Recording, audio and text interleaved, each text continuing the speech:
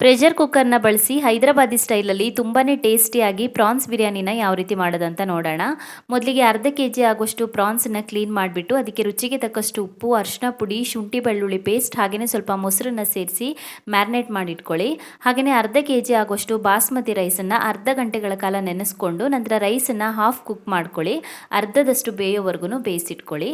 ನಂತರ ಒಂದು ಕುಕ್ಕರ್ನ ಕಾಯಿಸ್ಬಿಟ್ಟು ಅದಕ್ಕೆ 3-4 ಚಮಚ ಆಗೋಷ್ಟು ತುಪ್ಪ ಹಾಗೆಯೇ ಎಣ್ಣೆ ಸೇರಿಸ್ಬಿಟ್ಟು ಅದಕ್ಕೆ ಗರಂ ಮಸಾಲ ಸ್ಪೈಸಸ್ ಹಾಗೆಯೇ 2 ಚೆನ್ನಾಗಿ ಹೆಚ್ಚಿರುವಂಥ ಈರುಳ್ಳಿ ಸೇರಿಸಿ ಈರುಳ್ಳಿ ಕೆಂಪಗಾಗೋವರೆಗೂ ಫ್ರೈ ಮಾಡ್ಕೊಳ್ಳಿ.